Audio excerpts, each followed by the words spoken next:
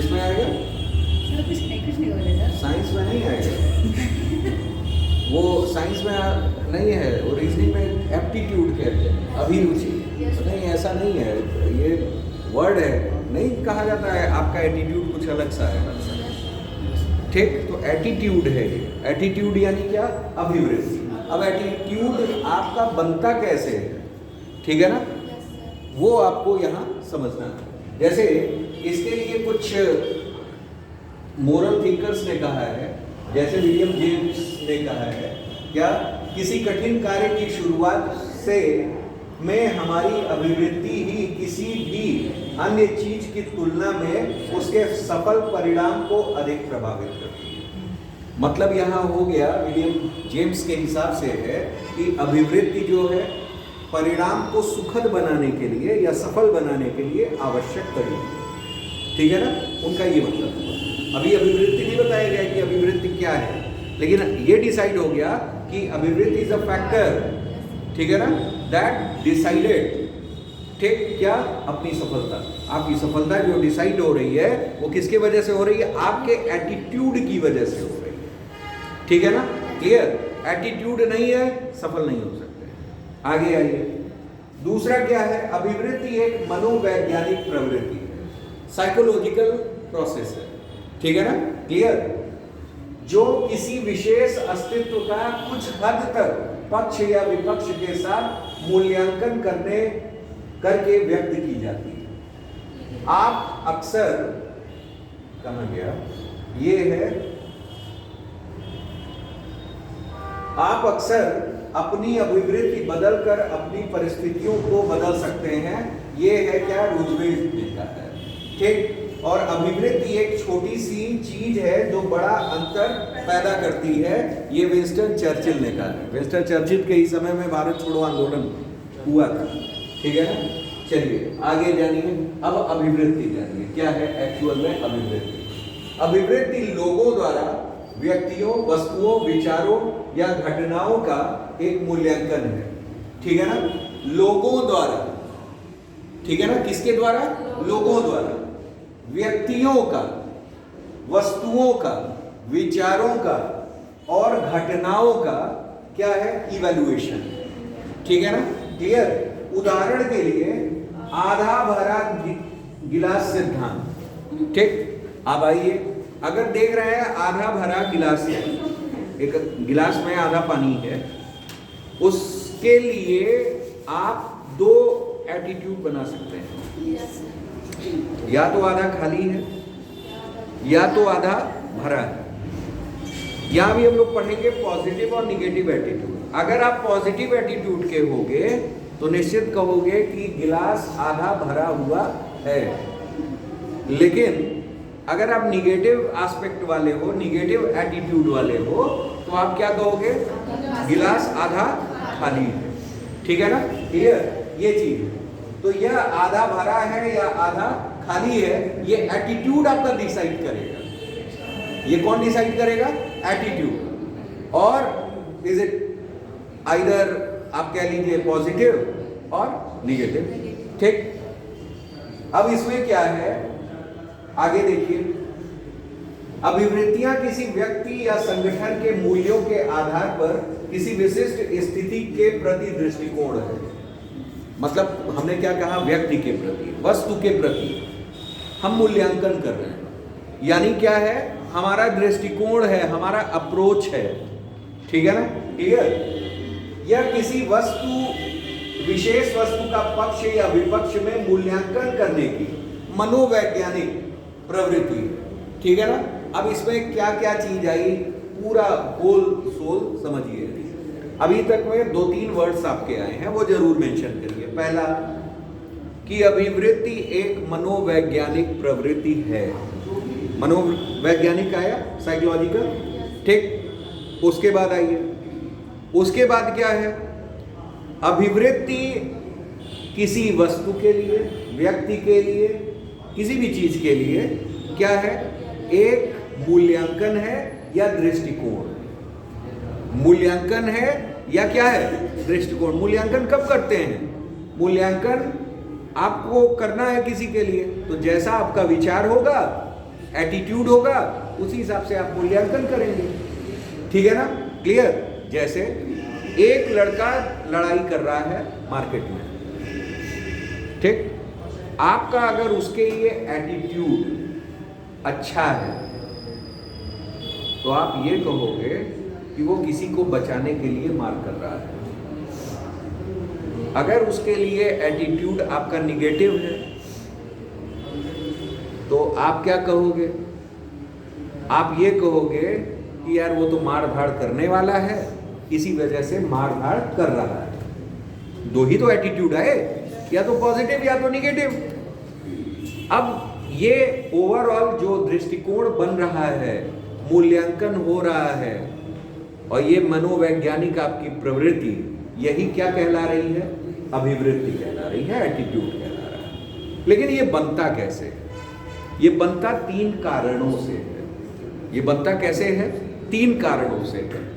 एक कारण हमारा है ए, एक कारण है बी, और एक कारण है सी। ठीक है ना, ए बी सी। अब ए बी सी हम लोग बाद में समझेंगे कि क्या है वो जोड़ लेंगे, लेकिन 3 कारण हैं वो जानेंगे। कौन कौन सा? एक एफेक्टिव, एफेक्टिव यानी ए, ठीक। इसका मतलब क्या? इसका मतलब आपका आया किससे? व्यावहारिक से, सॉरी भावनात्मक से। बिहेवियरल को हम लोग कहते हैं क्या? व्यावहारिक। और कॉग्निटिव को हम लोग क्या कहते हैं? संज्ञानात्मक। अब समझिएगा, 3 चीज हैं, उसी से हमारी अभिवृत्ति तैयार हो गई है। पहला क्या है? पहला हमारा है कॉग्निटिव। कॉग्निटिव का मतलब संज्ञानता। संज्ञानता का मतलब उसके बारे में जानकारी। ठीक है ना, जानकारी। जैसे हमने ये कहा कि वो लड़का बाजार में मार कर रहा था, हमें अपना एटीट्यूड तैयार करना है, तो हम 3 चीजों से कर रहे हैं उसके लिए एटीट्यूड तैयार। पहला कॉग्निटिव। कॉग्निटिव का मतलब ये कि हमें जानकारी उस लड़के के लिए जितनी है उसके आधार हम अपना एटीट्यूड उसके लिए बनाए। जानकारी के हिसाब से हम उसके लिए क्या तैयार किए? एटीट्यूड तैयार किए। वो लड़का लड़ रहा था, हमें मूल्यांकन करना है। ये मूल्यांकन करना ही हमारा क्या है? एटीट्यूड है। लेकिन किन 3 वजह से हम मूल्यांकन कर रहे हैं ये हम जानेंगे। पहला क्या है? जानकारी के हिसाब से, कॉग्निटिव नेचर। संज्ञानात्मक, संज्ञानात्मक को हम लोग क्या कर रहे हैं? जानकारी के हिसाब से उसके बारे में कुछ बातें हमें पता है। बातें क्या पता है? वो लड़का ईमानदार है, वो लड़का सत्य की राह पे चलने वाला है, माता पिता का कहना मानता है, अहिंसा का प्रेमी है। ठीक, क्लियर। उसके बारे में ये जानकारी हमको पता है, तो हमारा दृष्टिकोण या मूल्यांकन, ठीक, या मनोवैज्ञानिक प्रवृत्ति उसके लिए क्या बनेगी? कि वो मार धाड़ कर रहा होगा, किसी को बचाने के लिए कर रहा होगा, या किसी ने उसको मारा होगा तो वो अपने को बचाने के लिए मार धाड़ कर रहा होगा। ऐसी प्रवृत्ति जनरेट होगी कि नहीं होगी? आप दूसरा भी तथ्य आइए लीजिए। दूसरा अगर आप तथ्य ले रहे हो, कौन सा तथ्य? ये है कि आपको निगेटिव अप्रोच पता हो उसके लिए। संज्ञान यानी जानकारी, यानी कॉग्निटिव नेचर, उसका पता हो। निगेटिव कि वो लड़का क्या है? किसी का कहना मानता नहीं, शरारती है, चुरा के भाग जाता है। ठीक है ना, समय आने पे हमेशा लड़ता रहता है। तो आपका जो अप्रोच है, आपका जो दृष्टिकोण है, आपकी जो मनोवैज्ञानिक प्रवृत्ति है, आपका जो मूल्यांकन है, वो कैसा होगा उस लड़के के लिए? यार उसकी तो आदत है।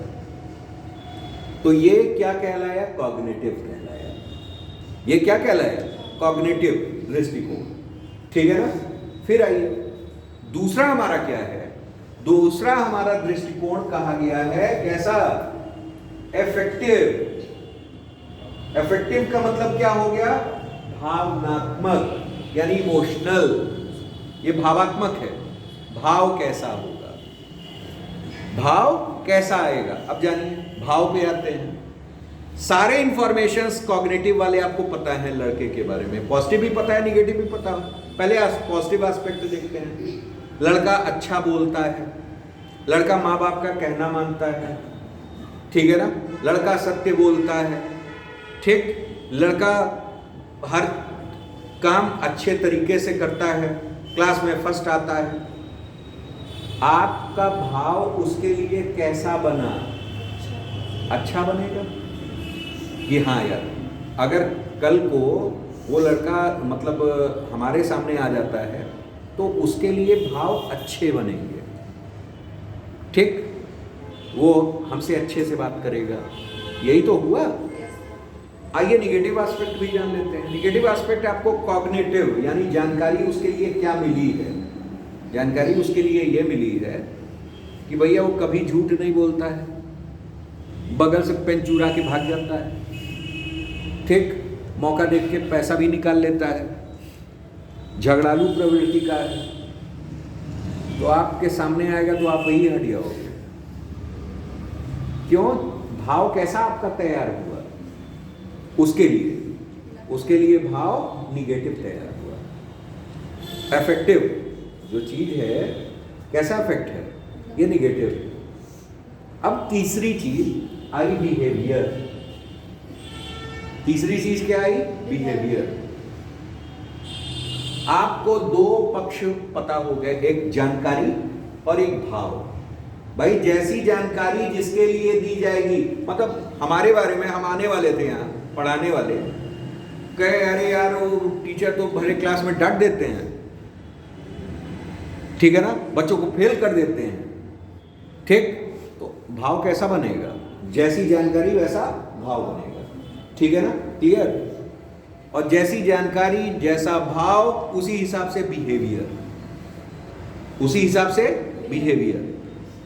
अब उस लड़के के लिए बिहेवियर आ जाइए। पता है लड़का अच्छा है, सत्य बोलता है, सबका कहना मानता है, तो आपका बिहेवियर भी उसके लिए क्या होगा? सहज होगा। होगा कि नहीं होगा? और पता चलता है बात बात में लड़ाई करने लगता है, मुक्का मारता है, तो आप भी मुक्के के लिए तैयार रहोगे कि नहीं रहोगे? बिल्कुल रहोगे, है कि नहीं है? ये सब चीज के लिए है। हमने क्या कहा? परिभाषा में पढ़िए, यहां क्या दिया है? यहां दिया हुआ है कि अभिवृत्ति लोगों द्वारा व्यक्तियों, भाई व्यक्ति में कौन आया? लड़का है। वस्तुओं, कोई भी वस्तु है उसके लिए, ठीक है ना। भाई पहले जानकारी मिली कि भाई वहां जो गिरा हुआ सामान है वो एटम बम है, जानकारी हमें मिल गई। हमारा भाव कैसा आएगा? डर वाला भाव आएगा। व्यवहार कैसा आप करेंगे? भाग खड़े होंगे, होंगे कि नहीं होंगे? आपका एटीट्यूड उसके लिए क्या बना? डर का बना, निगेटिव एटीट्यूड आया। आया कि नहीं आया? तो क्या हुआ? वस्तुओं के लिए, विचारों के लिए, घटनाओं के लिए। अब अरावली घटना जो घट रही थी, वन काटो, वो एक घटना जैसी ही है, एक इवेंट ही मान लीजिए। या अमेरिका में वेनेजुएला के उनको कैद कर लिया, वो एक घटना हो गई। आपके पास जानकारी मिली, कुछ पॉजिटिव मिली, कुछ अच्छी मिली, कुछ बुरी मिली, ठीक। उसी तरह से अमेरिका के लिए भाव बने। अमेरिका ने भारत पे 500% टैरिफ लगा दिया, जानकारी मिली, भाव भी बने। अमेरिका के लिए व्यवहार क्या हुआ कि पोस्टर एकदम चिपका दो गलत वाला। यही तो भाव व्यवहार होगा, है, ठीक। तो उसी हिसाब से आपके एटीट्यूड बनते हैं। तो एटीट्यूड किन तीन चीज से बनते हैं? एटीट्यूड के लिए आपके तीन चीजें जो हैं वो कौन है? ए, बी और सी, ठीक है ना। यही एबीसी। एक क्या? एफेक्टिव, एक आपका बिहेवियर, और एक आपका क्या? Cognitive nature. कॉग्निटिव यानी जानकारी, यानी संज्ञान, संज्ञान यानी ज्ञान उस पर मिला है, जानकारी मिली है। एक क्या मिला है? भाव, भाव आया उसी हिसाब से, और जब भाव आया तो उसी हिसाब से आप क्या कर दिए? व्यवहार कर दिए, ठीक है ना। ये तीनों मिला करके हमारा क्या बना रहा है? एटीट्यूड बना रहा है, ठीक है ना। तो किसी में एटीट्यूड जनरेट होने के लिए तीन घटक यानी तीन कंपोनेंट्स की आवश्यकता होती है, ठीक है ना। वो तीन कंपोनेंट्स हमारे कौन है, ए, बी और सी। अब आइए, दिया हुआ है, उसी के आधार पर मूल्यांकन और निर्णय करते हैं, इवैल्यूएशन और जजमेंट करते हैं, ठीक है ना। अभिवृत्ति में सकारात्मक और नकारात्मक मूल्यांकन शामिल है। भाई सकारात्मक कब होगा, जब उसके बारे में अच्छी जानकारी प्राप्त होगी, ठीक। नकारात्मक कब होगा, जब उसके बारे में बुरी जानकारी मिलेगी, ठीक है ना। दोनों फैक्टर्स हैं, उसी हिसाब से आप उसका मूल्यांकन करते हो, जजमेंट करते हो, ठीक। भाई किसी को जज कैसे करते हैं, नहीं कहा जाता है कि वो हमको जज करते हैं। जज करने का मतलब क्या, इवैल्यूएट करते हैं, मूल्यांकन करते हैं, हमारे बारे में मूल्यांकन करते हैं। तो कुछ जानकारी उनको प्राप्त हुई होगी, उसी हिसाब से उनके भाव तैयार हुए होंगे और उसी हिसाब से उनके व्यवहार भी तय हो जाते हैं, होते हैं कि नहीं होते, ठीक। ये चीज है।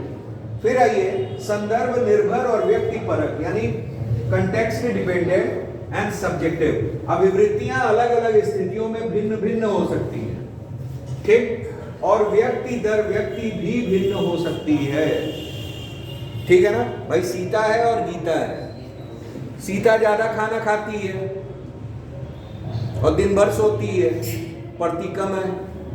गीता जो है कम खाना खाती है, पढ़ती ज्यादा है, सोती कम है, ठीक।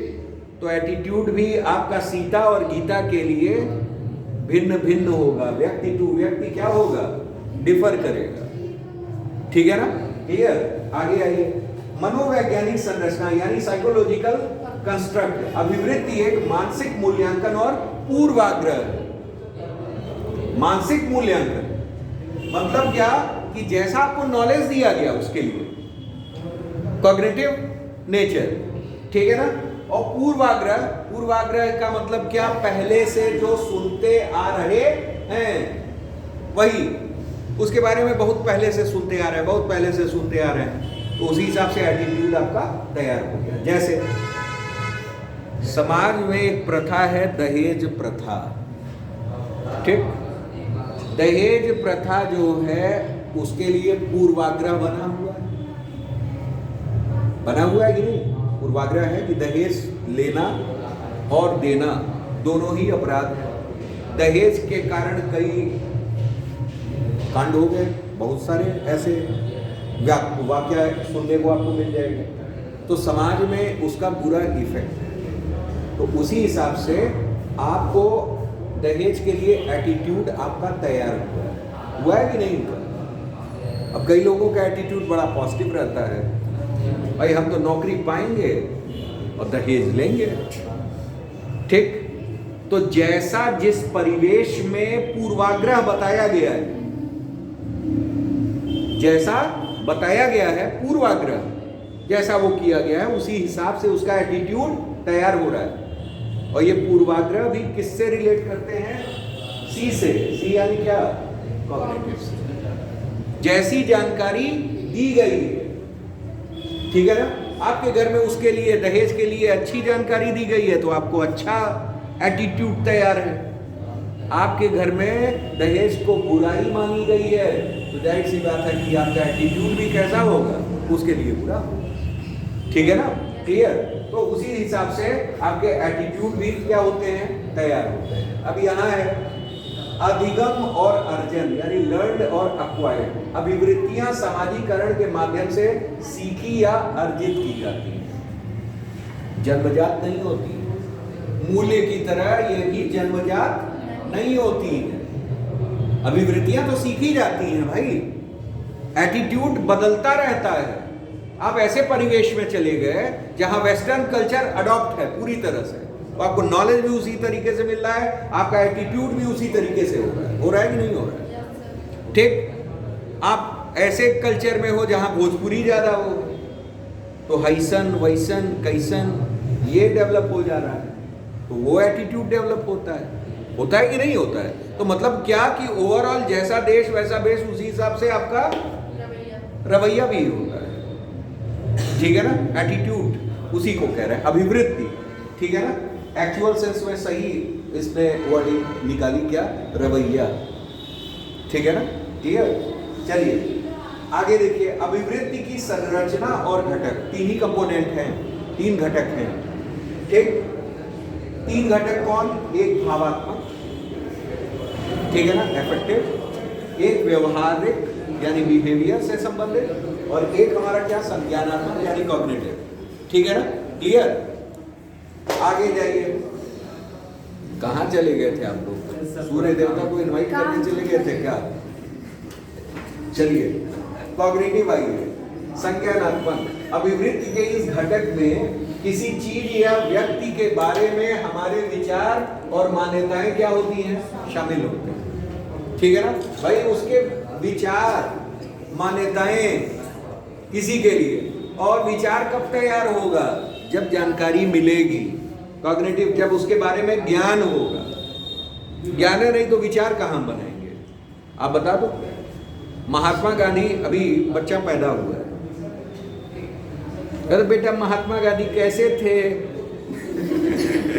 भाई, जब तक धीरे धीरे, जन्मजात तो है नहीं उसके पास, या उसको ऐसे बंद कमरे में रख दिया गया, सीधे इकट्ठे उसको खाना पीना सब दिया गया, महात्मा गांधी के बारे में नहीं बताया गया, ठीक। और उसको अचानक से 14 साल बाद निकाला गया, सारी सुविधाएं दी गई, 14 साल बाद निकाला गया और उससे पूछा गया, भाई बेटा ये बताओ महात्मा गांधी कैसे थे, तो वो पहले तो देखेगा ऊपर नीचे, फिर सोचेगा ये क्या पूछ दिया।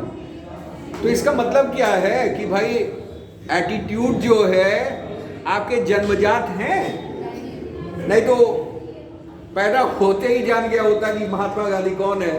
वैसे आजकल के बच्चे नोट पे देख करके पहचान जा रहे हैं, समझ रहे हैं, नोट ऐसे पकड़ाइए तो सबसे पहले ले करके मम्मी को दे देते हैं, ठीक है ना, क्लियर। कुछ ऐसी चीज़ें देखने को आई हैं आजकल इंस्टाग्राम और तमाम चीज़ों पे, खैर उसको बहुत ज़्यादा ना लीजिएगा, मजाक में ही लीजिएगा, ठीक। चलिए, तो मेरे कहने का मतलब क्या है कि यहाँ कॉग्निटिव, जब तक उसके बारे में कोई जानकारी नहीं प्राप्त होगी, कोई बात नहीं पता लगेगी, तब तक विचार नहीं डेवलप होगा, ठीक है ना। विचार पहले, सबसे पहले फैक्टर क्या आता है, विचार, ठीक है ना। जब तक ये कॉग्निटिव फैक्टर, जब तक ये कंपोनेंट नहीं होगा, आपका एटीट्यूड तैयार नहीं हो सकता है, ठीक है ना, क्लियर। आगे आइए, उसी के आधार पर विचार बनते हैं जानकारी के हिसाब से, और जानकारी के हिसाब से मान्यताएं तैयार हो, ठीक है ना, क्लियर। सुभाष चंद्र बोस, जब तक हम जानकारी देंगे नहीं तब तक पता नहीं चलेगा कि वो भी भाई महान नेता थे, ठीक है ना, क्लियर, नहीं पता चलेगा। आगे ये भावात्मक, जब हमको जानकारी मिल गई तो उसी के हिसाब से उसके लिए भाव तैयार होंगे। पता चला एक जगह दिया हुआ है जिन्ना के बारे में, एक के बारे में दिया है महात्मा गांधी के बारे में, जानकारी दोनों के बारे में हमको है, क्लियर। यहाँ एक के बारे में क्या दिया गया है, पॉजिटिव जानकारी। पॉजिटिव जानकारी किस संदर्भ में दी गई है कि महात्मा गांधी देश के लिए लड़े, ठीक है ना, संघर्ष किया। जिन्ना जी भी शुरुआत में लड़े, लेकिन बाद में क्या हो गया, स्वार्थ हो गया और अलग धारणा पे चले गए, और उन्होंने पाकिस्तान निर्माण में भूमिका निभाई, ठीक। ओवरऑल अब जो है दोनों के बारे में नॉलेज हमारा, लेकिन एक के बारे में पॉजिटिव है जानकारी, एक के बारे में निगेटिव जानकारी, ठीक है ना। हमारे भाव कैसे तैयार हुए, हमारे भाव जो है एक के लिए पॉजिटिव तैयार हुआ और एक के लिए निगेटिव भाव तैयार हुआ जानकारी के हिसाब से। तो दूसरा फैक्टर हमारा क्या हो गया, भावात्मक। अभिवृत्ति का भावात्मक घटक किसी चीज या किसी व्यक्ति के प्रति हमारे संवेगों और भावनाओं से संबंधित होता है, ठीक है ना, क्लियर, ये चीज है, ठीक। आगे आगे क्या है, व्यवहारिक, व्यवहारिकता। व्यवहारिकता क्या, अब अगर व्यवहार करना, ठीक है ना, तो व्यवहार जिसका जैसा भाव होगा, जिसका जैसा, जिसके बारे में नॉलेज होगा, उसी हिसाब से क्या आप करोगे, व्यवहार करोगे, ठीक है ना, क्लियर। जैसे मान लीजिए एक बकरी है, ठीक, यही एक कुत्ता है। बच्चे जो हैं वो तो जान नहीं रहे हैं, ठीक है ना। बच्चे तो कुछ भी जान नहीं रहे हैं कि कौन जाने पे काट लेगा और कौन जाने पे कुछ नहीं करेगा। बच्चा तो कुत्ते के पास भी जाएगा, उसके मुंह में भी हाथ डाल देगा। लेकिन जैसे जैसे जानकारी होगी, थोड़े बड़े हो जाएंगे, तो हमें बकरी का भी बिहेवियर समझ में आ जाएगा, कुत्ते का भी बिहेवियर समझ में आ जाएगा। ठीक, ऐसा नहीं है कि कुत्ते काटते हैं, लेकिन समटाइम्स हमको डर लगता है कि भाई काट लेगा, पास मत जाओ, कुछ ऐसा है। या दो जानवरों के प्रति ले लीजिए, गाय के लिए ले लीजिए, शेर के लिए ले लीजिए। ठीक, दोनों पिंजड़े में बंद हैं और फाइनली बच्चे को भेज दीजिए, तो बच्चा तो दोनों के साथ क्या करेगा, समान बिहेवियर रखेगा। क्यों? क्योंकि उसके पास पहले कॉग्निटिव चीजें नहीं पहुंची, कॉग्निटिव एटीट्यूड नहीं पहुंचा है। एटीट्यूड में हमने कहा कि तीनों घटक होने चाहिए, ठीक, तब हमारा एटीट्यूड बिल्डअप होता है। कॉग्निटिव का मतलब क्या? जानकारी। बच्चे को ना गाय के बारे में जानकारी है, ना शेर के बारे में जानकारी है, वो तो दोनों ओर समान जाएगा। उसका एटीट्यूड कैसा होगा? Common for all. ठीक, क्लियर। लेकिन जैसे जैसे हमारी जानकारी मिल जाएगी, बच्चे को जानकारी हो गई कि हाँ भैया ये गाय है और ये शेर है, तो फिर फाइनली क्या होगा? बच्चा किसके पास जाना पसंद करेगा? गाय के पास कि शेर के पास? नहीं, निकलो, हम भी डबल शेर हैं, ऐसे थोड़ी ना। ठीक, तो ओवरऑल क्या, उसी तरह से भाव भी पैदा होंगे। जब भाव पैदा हुए तो वो गाय के पास गया, लेकिन उसके पास नहीं जाएगा। बिहेवियर, ये पास जाना क्या हुआ? ये बिहेवियर हुआ। ये क्या हुआ? बिहेवियर हुआ। आप जा करके उसको घास खिला सकते हो, लेकिन उनको जा करके मीट खिला सकते हो? आप नहीं खिला सके। बंद पिंजड़े में ही खिला पाओगे, ले ले, यही कर पाओगे आप। ठीक, कि जा करके आओ, ये तो नहीं हो सकता है। तो ओवरऑल क्या कि ये व्यावहारिक भी तैयार हो रहा है किससे? ऊपर वाले से, ठीक है ना, ये ध्यान में रखना है। ठीक, अब आइए यहाँ एक उदाहरण दिया है, कुछ उदाहरण आपको लेने हैं जो एग्जाम्स में लिखे जा सकते हैं। हालांकि ये कॉमन एग्जाम्पल्स भी आप डाल सकते हो, ऐसा नहीं, छोटे बच्चे को लेकर के आप डाल सकते हो कई एग्जाम्पल्स, ठीक है ना, क्योंकि छोटा बच्चा एक ऐसा है जो उस बात को प्रूफ करता है कि एटीट्यूड जन्मजात नहीं होते हैं। अभी आएगा, मूल्य भी जन्मजात नहीं होते हैं। अभी पूछेगा, जैसे आपको क्वेश्चंस कैसे आते हैं कि अभिवृत्ति से आप क्या समझते हैं, अभिमत और अभिवृत्ति में क्या अंतर है, अभिमत और अभिरुचि में क्या अंतर है, अभिरुचि और अभिवृत्ति में क्या अंतर है, अभिवृत्ति और बिहेवियर में क्या अंतर है, अभिवृत्ति और मूल्य में क्या अंतर है, ऐसे ऐसे आएगा। समानताएं भी बतानी है, ठीक है ना। तो समानता आप बताओगे कि मूल्य जन्मजात नहीं होते, अभिवृत्ति भी जन्मजात नहीं होते। जन्मजात कैसे नहीं होते? How to proof? भाई बच्चे से आप अच्छी तरह प्रूफ कर सकते हो। उदाहरण जितना समझेंगे उतना ही चीजें आपको ज्यादा समझ में आएंगी। इस पूरे उसमें इथिक्स में उदाहरण जरूर डालना है, ठीक है ना। लिख तो आप पाओगे ही नहीं उतना, सर कुछ ही पॉइंट्स मिलेंगे आपको, लेकिन उदाहरण जरूर लिखना, हर चीज में उदाहरण देना। आइए देखते हैं। पुर्तगाल के फुटबॉल खिलाड़ी रोनाल्डो जब हंगरी के साथ पुर्तगाल के मैच से पहले टूर्नामेंट की अपनी पहली प्री मैच प्रेस कॉन्फ्रेंस के लिए बैठे। भाई प्रेस में बैठा है, प्रेस आमने सामने, आप प्रेस के सामने हो, रोनाल्डो यहाँ बैठे हुए, ठीक, आमना सामना हुआ। उस समय की बात है, उन्होंने देखा कि उनके सामने एक कोका कोला की बोतल रखी हुई है। भाई कोका कोला की बोतल रखी हुई है और प्रेस सामने है, ठीक है ना। उन्होंने क्या किया कि कैमरे के सामने से कोल्ड ड्रिंक को क्या कर दिया, हटा दिया, ठीक है ना, और उनकी जगह क्या कर दिया, पानी की बोतल रख दी। ठीक है ना, पानी की बोतल रख दी। अब देखिए यहाँ संदेश जा रहा है, क्यों? क्योंकि कोल्ड ड्रिंक के लिए लोगों का एटीट्यूड कुछ और है और पानी के लिए एटीट्यूड कुछ और है। ठीक, आइए, दिए गए उदाहरण में संज्ञानात्मक घटक रोनाल्ड को यह ज्ञान देता है, यानी कॉग्निटिव बिहेवियर क्या है, वो ज्ञान दे रहा है, जानकारी दे रहा है कि कोका कोला स्वास्थ्य के लिए क्या है, हानिकारक है। भाई हमें ज्ञान पता चल गया, उसी हिसाब से भाव आएगा और उसी हिसाब से हम बिहेवियर करेंगे।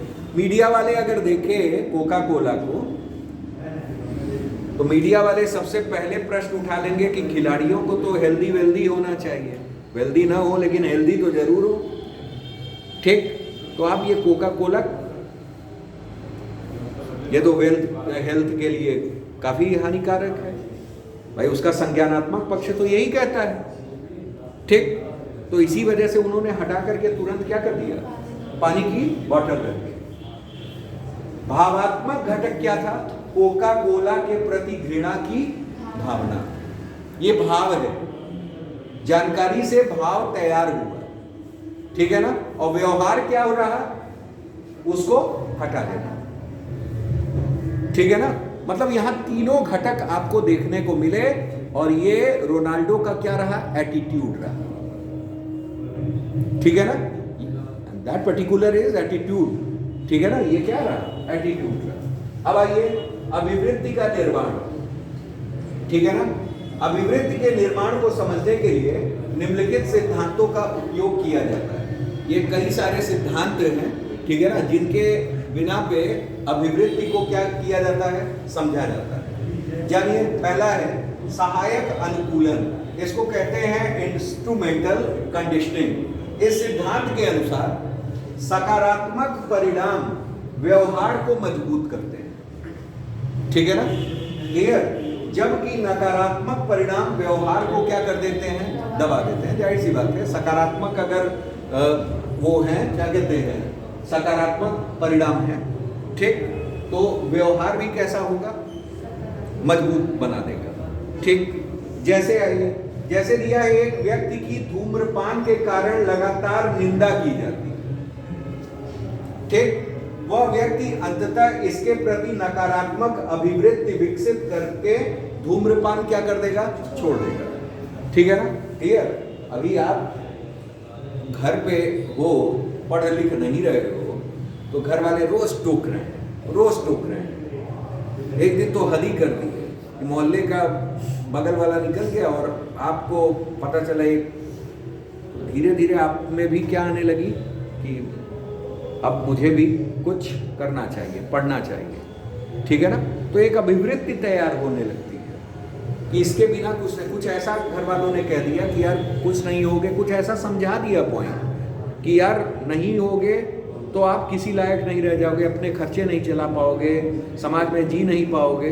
तो कुछ ऐसा फैक्टर हो गया कि आप में क्या हो गई, निगेटिव चीज पॉजिटिव में बदल गई, ठीक है ना। तो ये एटीट्यूड तैयार होता है, तो वही है किससे, सहायक अनुकूलन, वो इंस्ट्रूमेंटल कंडीशनिंग, वो कंडीशंस पैदा ऐसे कर दिए जाते हैं। ये क्या था कि बोल बोल करके उसकी आदत को क्या कर दिया, छुड़ा दिया। ये इंस्ट्रूमेंटल कंडीशनिंग है, वो कंडीशन ले आ दिया, ठीक, या कंडीशन से आपको अवगत करा दिया, ठीक, कि भाई ऐसा करोगे तो ऐसा हो जाएगा, तो आपका एटीट्यूड उसके लिए क्या होगा, बदलेगा, ठीक है ना। तो एक ऐसे हो सकता है। दूसरा है क्लासिकी या पावलोवियन अनुकूलन, यानी पावलोवियन, ये पावलोव जो थे, ये एक मनोवैज्ञानिक थे, उन्हीं के उस पे, ठीक, क्लियर। जैसे है क्या, इसमें अनुकूलित अनुक्रिया प्राप्त करने के लिए पूर्ववर्ती तटस्थ उद्दीपक को गैर अनुकूलित उद्दीपक के साथ जोड़ा जाता है। जैसे जानिए, नागरिक उन सिविल सेवकों के प्रति सकारात्मक दृष्टिकोण विकसित करते हैं जो लगातार लोगों की भलाई के लिए क्या करते हैं, काम करते हैं। मतलब क्या है कि लगातार कोई प्रक्रिया अगर हो रही है, कोई कर रहा है कुछ, तो उसके लिए भी क्या आता है, सकारात्मकता आती है, अगर लगातार अच्छे कार्य कर रहा है, ठीक है ना। तो वही चीज है कि सिविल सेवकों के प्रति सकारात्मक दृष्टिकोण विकसित करते हैं जो लगातार लोगों के भलाई के लिए काम कर रहे हैं। अब ये है ऑब्जर्वेशनल लर्निंग, मतलब देख करके, ऑब्जर्वेशन से। जैसे कैसे, मान लीजिए कि इन्होंने क्लास में अच्छा, मतलब जैसे अभी इन्होंने बोला रवैया, मुझे अच्छा लगा, मैंने अप्रिशिएट किया, ठीक। तो वो देख रहे हैं, उनको भी मन हुआ कि मैं भी कुछ ऐसा बोलूं जिससे कि मुझे भी क्या मिले, अप्रिसिएशन मिले, ठीक। इन्होंने क्या किया, क्लास में फर्स्ट टाइम, ये क्लास फर्स्ट टाइम, इनको प्राइज में क्या मिला, 500 रुपये दिया गया। तो इनका भी मन किया कि भाई मुझे भी तो 500 रुपये मिलने चाहिए। तो इन्होंने अपना एटीट्यूड बदला और तैयारी की, और फिर अगली बार ये फर्स्ट आ गए। तो किसी को देख करके ऑब्जर्वेशन, ठीक है ना, ऑब्जर्वेशन से। तो वही चीज ये कहा है, जैसे क्या कहा है कि यह सिद्धांत कहता है कि एक व्यक्ति दूसरे को मिलने वाले पुरस्कार या दंड का अवलोकन करके, ठीक है ना, अपने व्यवहार और विचार को क्या करता है, संशोधित करता है, ठीक है ना। नहीं होता है क्लास में आप बैठे हुए हो, अन्य चीजें, किसी ने लगातार 5 उत्तर दे दिए, आप बस चुप बैठे हो, तो आपको भी लगेगा यार हम तो एकदम, अब कल ऐसा नहीं होने दूंगा, कल मैं चैप्टर पढ़ के आऊंगा और धड़ाधड़ जवाब दूंगा, ठीक है ना। तो ये क्या है, ये है आपका देख करके, मतलब ऑब्जर्वेशन, ऑब्जर्व करके आप लर्न कर रहे हो, ठीक है ना। जैसे कंपनियों में सर्वश्रेष्ठ कर्मचारी पुरस्कार इसलिए दिए जाते हैं कि कर्मचारियों की अभिवृत्ति बदली जा सके। भाई अभिवृत्ति थी, नकारात्मक थी, काम ही नहीं करते थे, कंपनियों में क्यों पुरस्कार दिए जा रहे हैं, ताकि वो काम करे, श्रेष्ठ कार्यकर्ता, ठीक है ना। ये हर जगह लागू है, ये हर जगह लागू है। भाई पुरस्कार दिए ही जाते हैं, किस लिए भाई, that one is because of appreciation, प्रशंसा में दिए जाते हैं। प्रशंसा कब होगी, जब आप अच्छे कार्य करोगे, ठीक है ना। तो उसी बिहाफ पे है ये, ठीक। तो ये क्या है, ऑब्जर्वेशनल लर्निंग। फिर है सामाजिक मानदंड, यानी सोशल नॉर्म्स। मानदंड समूह द्वारा अपनाई गई मान्यताएं कि किसी दिए गए संदर्भ में सदस्यों को किस तरह व्यवहार करना है, ठीक है ना। अभी किस तरह व्यवहार करना है चाहिए, यह अनौपचारिक समझ है जो समाज के, अब कुछ होगा, ठीक, आ जाइए। मतलब यहाँ क्या है, ये कहा गया है कि ये पूरी तरह से औपचारिक है, फॉर्मल है, कि आप जैसा देखते हो उसी हिसाब से क्या करते हो, अपने एटीट्यूड को बदल देते हो, ठीक है ना, आवश्यकता के अनुसार, ठीक है ना। जैसा माहौल, जैसा कहा नहीं गया है, जैसा देश वैसा भेष, उसी के हिसाब से आप अपने को क्या कर लेते हो, ढाल देते हो, कंडीशनल एक हिसाब से। उदाहरण के लिए भारतीय समाज में पैर छूना सम्मान का प्रतीक माना जाता है। जाहिर सी बात है, आपने देखा, हम जिस समाज में रह रहे हैं उस समाज में बड़ों का छोटे क्या कर रहे हैं, पैर छू रहे हैं, आशीर्वाद ले रहे हैं, ठीक, क्लियर। तो आप भी देख करके क्या होते हो भाई, आप शुरू में देखे होंगे कि आपके पिताजी, आप अपने दादाजी को, अपने पिताजी को क्या कर रहे थे, ठीक। तो वो कल्चर आप में भी अडॉप्ट होगा कि नहीं होगा। तो जैसा देश वैसा भेष, उसी के हिसाब से कल्चर अडॉप्ट हो जाता है, ठीक है ना। फिर आइए, और ये पूरी तरह से कैसा होता है, फॉर्मल होता है, अनौपचारिक होता है, ठीक है ना, इनफॉर्मल, ठीक। आगे आइए, आनुवांशिक कारक। आनुवांशिक कारक की बात कर रहे हैं।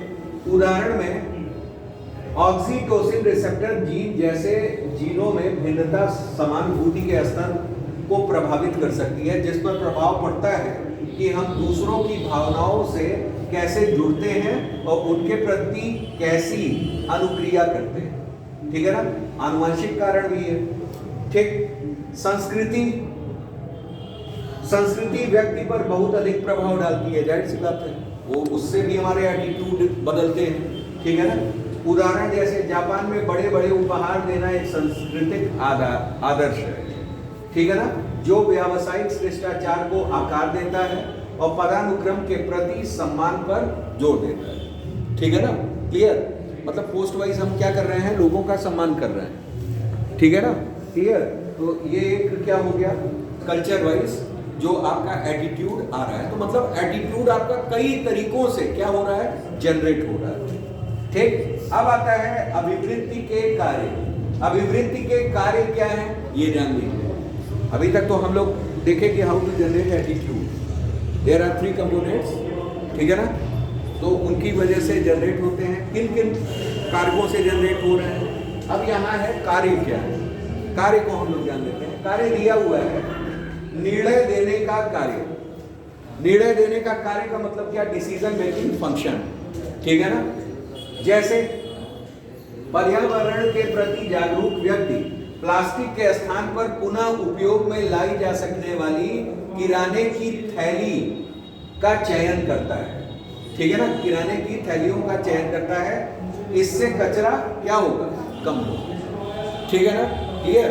तो मतलब ओवरऑल क्या है कि पर्यावरण को प्लास्टिक से दूर रखना है। तो मतलब ये क्या हो गया, निर्णय लेने का कार्य। ये भी एटीट्यूड से आता है, ये भी किससे आता है, एटीट्यूड से। आपको ये पता है कि पर्यावरण को अगर स्वस्थ रखेंगे, स्वच्छ रखेंगे, तो हम भी स्वस्थ रहेंगे, स्वच्छ रहेंगे, है कि नहीं है, ठीक। ये एटीट्यूड आप में अगर है तो आप में निर्णय क्षमता अपने आप उस एटीट्यूड से आ जाएगी। आप अगर जा रहे हो कहीं, केले का छिलका आपको मिल जाता है, तो आप उसको बीच रोड से हटा के क्या करोगे, किनारे करोगे। तो ये डिसीजन स्वयं से आते हैं और स्वयं से आपका एटीट्यूड तैयार होता है। आपका एटीट्यूड हमने बता ही रखा है पहले कि 3 चीजों से तैयार हुआ। आपको पता है कि उस केले के छिलके में मतलब जानकारी प्राप्त ये हुई कि वो स्लाइपरी है, हम स्लिप कर जाएंगे, ठीक है ना, या हम नहीं तो कोई और स्लिप कर जाएगा, ये जानकारी है। उसी हिसाब से एक निगेटिव भाव उसके लिए आया और आपने क्या कर दिया, उसको रास्ते से हटा दिया, ठीक है ना। तो डिसीजन मेकिंग में भी हमारा क्या एटीट्यूड कार्य कर रहा है, ठीक। अगला ये उपयोगितावादी कार्य में। उपयोगितावाद का मतलब ही मैंने आपको बता रखा है कि कई लोगों की भलाई, एक से ज्यादा लोगों की भलाई, ये उपयोगितावाद है, ठीक है ना, क्लियर। जानिए, पुरस्कार से जुड़ी वस्तुओं के प्रति सकारात्मक अभिवृत्ति और दंड से जुड़ी वस्तुओं के प्रति नकारात्मक अभिवृत्ति, ठीक है ना। ये आपका क्या है, उपयोगितावादी कार्य। उदाहरण के लिए सरकार द्वारा भारत रत्न, पद्म विभूषण, ठीक है ना, आदि पुरस्कार जो दिए जा रहे हैं, वो नागरिकों को अपने अपने कार्यों और समाज सेवा के प्रति सकारात्मक अभिवृत्ति विकसित करने के लिए दिए जाते हैं। उदाहरण जरूर डालिए, ठीक है ना, ये ध्यान में रखिए। फिर आइए मूल्य भाव बोधक कार्य यानी वैल्यू एक्सप्रेसिव फंक्शन। अन्याय के शिकार लोगों के साथ एकजुटता से खड़ा होता है, ठीक है ना, भले ही कोई सीधे तौर पे इससे संबंधित ना हो, ठीक है ना, क्लियर। साहस और सभी के लिए समानता के मूल्यों को प्रदर्शित करता है। जैसे मान लीजिए कि जैसे होता क्या है कि रास्ते में आप जा रहे हो, ठीक, और एक वृद्ध को, ठीक है ना, कुछ लोग क्या कर रहे हैं, मतलब परेशान कर रहे हैं। आपका भले ही उस वृद्ध से डायरेक्ट संपर्क ना हो, सीधा संपर्क ना हो, लेकिन आपका मौलिक कर्तव्य यही बनता है कि आप उस वृद्ध को परेशान करने वाले लोगों के खिलाफ आवाज उठाएं, ठीक, या उससे उसको बचाएं, ठीक है ना। अगर वो मतलब हेल्पलेस है तो जाहिर सी बात है आपको हेल्पिंग बनना पड़ेगा, ठीक है ना। तो वही ये चीज कहा है कि मूल्य भाव बोधक कार्य यानी वैल्यू एक्सप्रेसिव फंक्शंस, ठीक है ना, क्लियर। भले ही कोई सीधे तौर पर इससे संबंधित ना हो, ठीक है ना,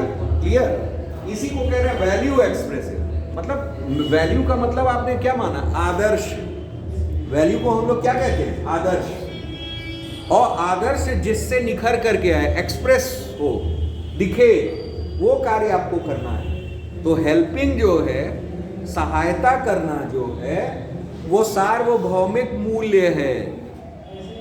मानते हैं कि नहीं? तो इस सार्वभौमिक मूल्य को आपको करना है। तो वही चीज का है वैल्यू एक्सप्रेसिव फंक्शन। कोई भी ऐसा वैल्यू एक्सप्रेसिव फंक्शन, ठीक है ना, जिससे आपका मूल्य निखर करके आए, भले आपका उससे सीधे संबंध हो या ना हो, कार्य करना है। ठीक है ना? आगे आइए, सामाजिक समायोजन कार्य। ठीक है ना? अब जैसे मूल्य आप कई मामलों में और दर्शा सकते हो। जैसे मान लो एक और उदाहरण लो, जैसे होता क्या है, गवाही देना। ठीक, जैसे 4 लोग मारपीट कर रहे हैं, उनमें से एक ने चाकू किसी को मार दिया, मान लीजिए, अदरवाइज कोई नहीं बोल रहा है। ठीक, आप गवाही दे रहे हो, मतलब क्या बोल रहे हो? सत्य बोल रहे हो। सत्य क्या है? एक वैल्यू है, और उसको आप क्या कर रहे हो? एक्सप्रेस कर रहे हो। आप भले उस पूरे मुद्दे से संबंधित नहीं हो, लेकिन आप चश्मदीद गवाह हो, आपने देखा है, तो आप क्या कर रहे हो? आप बोल रहे हो। ठीक है ना? तो ये क्या हुआ? ये भी वैल्यू एक्सप्रेस करना हुआ। ठीक है ना? तो ये वैल्यू एक्सप्रेस फंक्शन हुआ, ये ध्यान में रखिएगा। ठीक है ना? अगला ये सामाजिक समायोजन कार्य, सोशल एडजस्टमेंट फंक्शन। माइकल की खुले विचारों वाली अभिवृत्ति उसे विविध सांस्कृतिक दृष्टिकोणों को अपनाने और सामाजिक संपर्क को सुविधाजनक बनाने और वैश्वीकृत दुनिया में समझने को बढ़ावा, मतलब मदद देता है। ओवरऑल इसका मतलब समझ में आया? सोशल एडजस्टमेंट जो समाज के लिए हितकर हो। हमारे यहाँ वसुधैव कुटुंबकम की प्रवृत्ति मानी जाती है। एक एटीट्यूड हमारा इस सेंटेंस के लिए बना है, क्या? कि भाई पृथ्वी को अपना परिवार मानना, वसुधैव कुटुंबकम। ठीक है ना? अब जब आप अपना परिवार मानोगे तो परिवार मान करके ही कार्य भी करोगे। परिवार में छोटा भाई है जिसके लिए आप सब कुछ करने को तैयार हो, तो भाई पृथ्वी को परिवार माना है, तो अन्य व्यक्ति भी आपके परिवार हुए, उनके लिए भी आप सब कुछ करने को क्या होगे? तत्पर रहोगे। ठीक है ना? तो ये सामाजिक जो दायित्व आपका आता है, रिस्पॉन्सिबिलिटी है, जिसके लिए आप जवाबदेह हो, वो सारी चीजें आपको क्या है? करनी पड़ेगी। ठीक है ना? क्लियर? तो यही है सामाजिक समायोजन कार्य। फिर आता है सामाजिक पहचान कार्य, यानी सोशल आइडेंटिटी फंक्शन। ठीक, जैसे लोग अपनी एलजीबीटीक्यू समझ गया ना, होमोसेक्सुअल, ठीक है ना, वो एलजीबीटीक्यू समूह के होते हैं। ठीक है ना? क्लियर? पहचान को का जश्न मनाते हैं और समावेशिता को बढ़ावा देते हैं और सामाजिक कलंक को चुनौती देते हैं। समझ में आ गया? ठीक है ना? क्लियर? तो वही है। ठीक है ना? तो उनकी अलग सोशल आइडेंटिटी है, उनका अलग एटीट्यूड है, उनका अलग एटीट्यूड है। ठीक है ना? क्लियर? आगे आइए, अहम रक्षात्मक कार्य, ईगो डिफेंसिव फंक्शन। अहम रक्षात्मक मतलब अहम का मतलब क्या होता है? मतलब अपने लिए, अपना। अहम का मतलब होता है घमंड, जिसको कहा जाता है अहम, मुझे अहम हो गया। ठीक है ना? अपने अहम की रक्षा के लिए, ठीक है ना, जो फंक्शन हो, वो भी एटीट्यूड के कारण होता है। वो भी किसके कारण होता है? एटीट्यूड। अब ये डिपेंड करता है कि निगेटिव की पॉजिटिव। भाई एटीट्यूड तो दोनों तरह के हैं। ठीक, आइए, व्यक्ति एक्स शायद मेसी की तरह फुटबॉल नहीं खेल सकता है। बड़ा अच्छा उदाहरण। ये उसकी तरह खेल नहीं सकता है, लेकिन अब आप इस शब्द को अपनी बेइज्जती समझोगे, यार मैं तो खेल नहीं पा रहा हूं, तो आप ये कह दोगे मुझे फुटबॉल में इंटरेस्ट ही नहीं है, मुझे फुटबॉल में इंटरेस्ट ही नहीं है। आप जैसे मान लो कैरम खेलना पसंद करते हो, लेकिन कैरम में आप खेलना जानते नहीं हो, उतना अच्छा जानते नहीं हो कि दूसरे को हरा दो, और बार बार आपकी क्या होगी? बेइज्जती हो, तो आप उस बात को दूसरे तरीके से रखोगे, यार वो तो तुम लोग के कहने पे मैं कैरम खेलने आ गया, अदरवाइज ये सब गेम मुझे अच्छे लगते नहीं, ठीक है ना, आप ऐसे ही कहोगे।